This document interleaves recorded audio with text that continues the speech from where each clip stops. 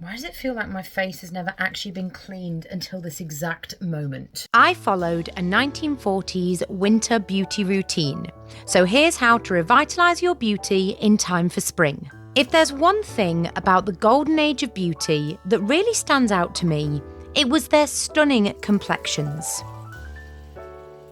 As we know, winter can be really hard on our skin, and women in the 1940s faced exactly the same beauty problems, and they had their own clever ways of dealing with them. In this video, I'm following the real 5-step winter beauty routine of old Hollywood actress Eva Gabor. Her routine was photographed and written about in 1940, and it gives us a wonderful little snapshot of how glamorous women kept themselves polished during the colder months. I'll be recreating Eva's exact routine as closely as possible, using modern equivalents where the original products no longer exist, and along the way, I'll also be adding in a few extra 1940s winter beauty tricks to really complete the picture. So let's begin our journey back to a 1940s winter vanity table. Okay, before we dive right in, I thought we'd start with a little product rundown of everything that I've sourced to recreate the beautiful, stunning Eva Gabor's winter beauty routine. And we're starting very strong with a Palmolive soap bar, which is a product that is very much still made today, or a brand that is still running today, should I say, because obviously soap is still made today.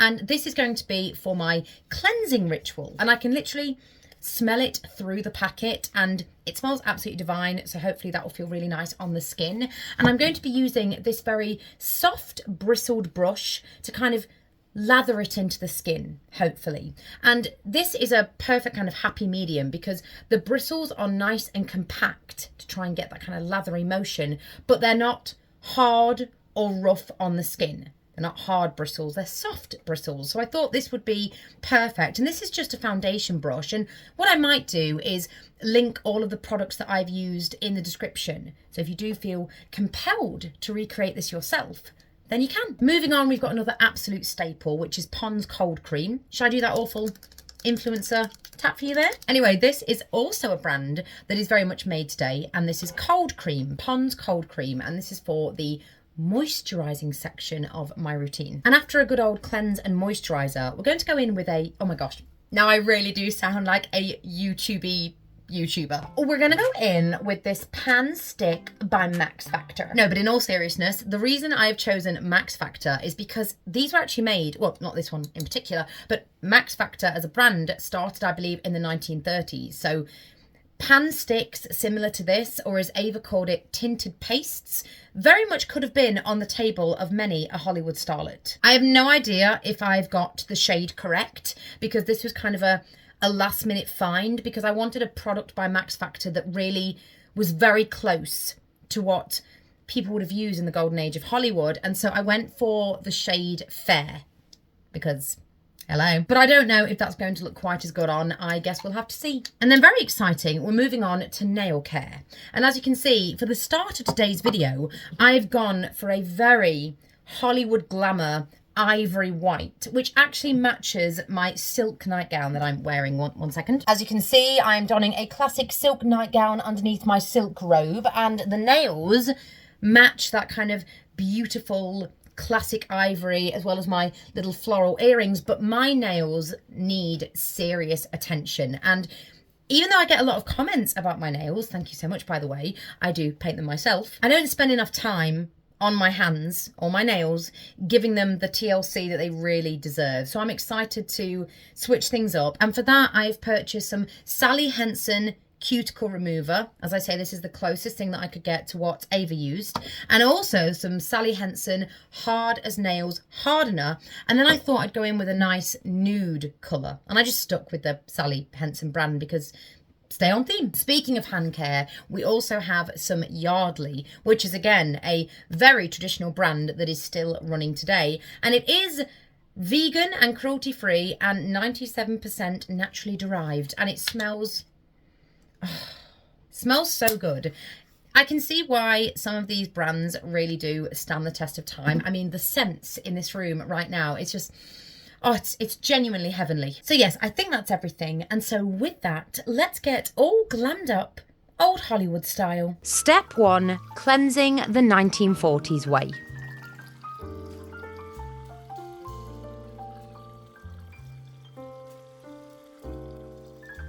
Eva's routine actually centres around good old-fashioned cleansing. In the original article, she demonstrates washing her face with Palmolive soap and a Max Factor complexion brush. Scrubbing gently to remove dull, dead winter skin. And that's exactly what I'm doing. Oh, why have I never cleansed my face this way before? Oh, this feels amazing. Palmolive soap is very much still around today, so for authenticity, I'm using the same classic bar. Why does it feel like my face has never actually been cleaned until this exact moment? This twice daily cleansing ritual was considered essential in the 40s, especially in winter, when cold weather and heavy creams could leave skin looking tired and lifeless. Oh yeah, I'm really getting it in there. Oh, so nice. It's always a bit of a risk with me and what products I use to wash the skin on my face, because I have very sensitive skin, and I don't quite know what the cause is yet. I'm having it investigated. I think I've said that in a video before. It could be chronic eczema, it could be an allergy, it could be stress related, not really sure, but it's always a bit of a risk about what I wash my skin in. But that felt very gentle, even though it was fragranced, because I could smell it, it smelled beautiful. That doesn't look like it's done me any harm. And if it has, just look at what I put myself through for you lovely people at home. Mwah. And of course, we are patting our face dry, because if you truly were an old Hollywood starlet, you would never be caught tugging your face. Heaven forbid. Everything was gentle, everything was poised, everything was intentional, nothing was rushed. They were very good at giving themselves the time that they deserved for their self-care. And that's something that I could definitely take note of. Okie dokie, goodbye to the soapy water. Step 2. A classic 40s facial. The at-home mask is what's next in Eva's winter routine, and she uses Woodbury face cream, applied thickly and left to dry to help stimulate and refine the skin. Woodbury sadly doesn't exist as a brand anymore, so I'm swapping it for something almost identical. Pond's Cold Cream. Cold cream was an absolute staple of 40s beauty culture. Women used it to cleanse, to moisturise, and even as a nourishing mask, just like this. The instructions were always the same. Smooth it on generously, carry it down over the throat, relax for a few minutes, perhaps even with a little cat nap, and let the cream soften and revive winter-worn skin.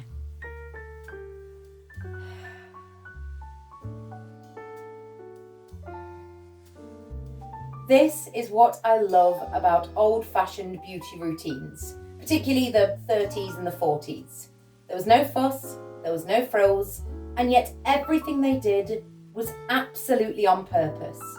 Even something as simple as taking a cat nap.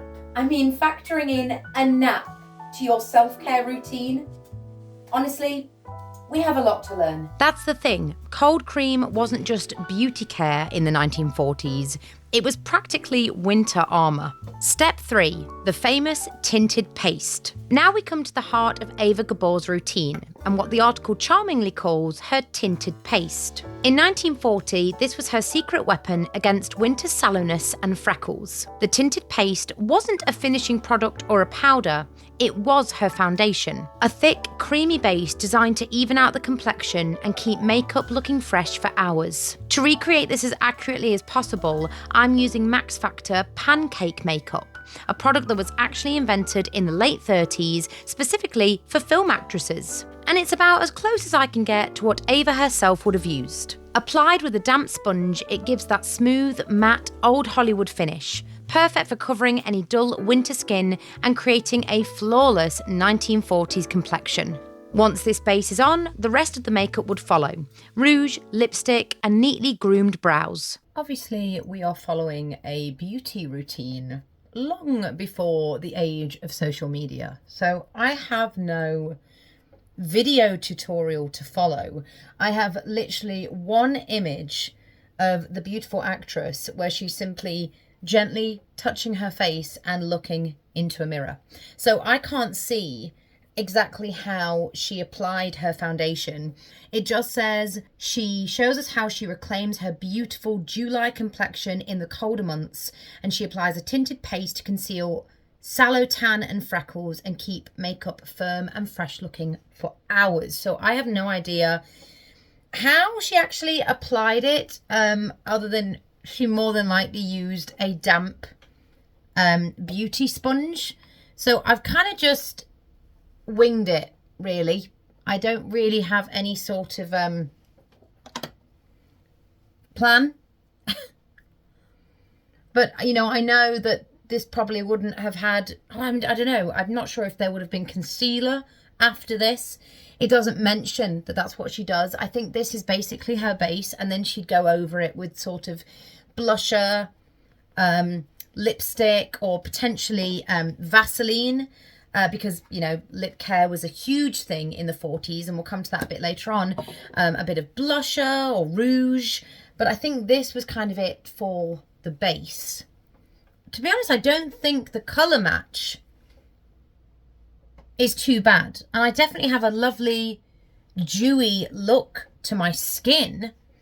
I think that's the Pond's, to be honest. I have a little something going on just there, which I would probably usually put concealer on it, but we're going to just literally put all of our faith in Max Factor. I mean, I definitely have a sort of sheen to my skin, and I do think it's looking relatively evenly toned, and my skin doesn't always have an even tone. So in a way, I think it has helped us to achieve that kind of matte Hollywood glamour, but for some reason I've got a bit more of a dewy edge. But I'm not mad about that, because, I mean, imagine that in the sort of world of black and white film. You know, that kind of soft lighting glow that Hollywood starlets used to have, where they're shot in either beautiful black and white or stunning technicolor. That's what you'd want. That's the money shot right there. As I said, here's a little extra 1940s winter wisdom. Lip care. While Eva's routine focuses on her complexion, 1940s beauty columns were full of advice about protecting lips in the winter too. Chapped lips were considered terribly unglamorous, so women were encouraged to wear lipstick outdoors, almost like a protective seal. At night, a little petroleum jelly or cold cream was smoothed on to keep lips soft and smooth. That's right, a bold red lipstick wasn't just fashionable in the 40s, it was practical winter protection. I would usually go in with some eyeshadow, and that's probably the Hollywood starlet thing to do, but I'm feeling very casual today, and I just want to sort of allow my skin to breathe a little bit. I just don't want to cake too much makeup on my face, even though we have put on makeup. So I'm just going to go in a bit of Vaseline. Because it is a very cold winter's day out there. And before I do anything half glamorous, I need to sort the pigeons out. Hopefully, Vaseline will help protect my lips from the unforgiving winds. I would also do a red lip typically as well, which would probably equally protect my lips as much as the Vaseline. But again, I'm going for a sort of casual, gentle, relaxed sort of feel today. So no red lipstick this time. Maybe in the next one. Oh, I love doing my nails. I absolutely love doing my nails. This is my self-care thing. You know how we all have that one thing that we do that doesn't feel like a chore. We might not do it all the time, but when we do it, it really is just for us. My nails are mine. And so I'm just going to de-nail varnish all of them before we go in with some of the other products that I've never used before. Step 4. Nail and cuticle care. Next, Eva turns her attention to her hands, another area that suffers terribly in winter. And I go all out as well, because I even match my toenails to my nails, and I do that every single time. And if I don't, I feel off. I feel odd if I've painted my nails but not my toenails. It's not for anyone else but me, and I'm the only one that'll know, but I just feel odd.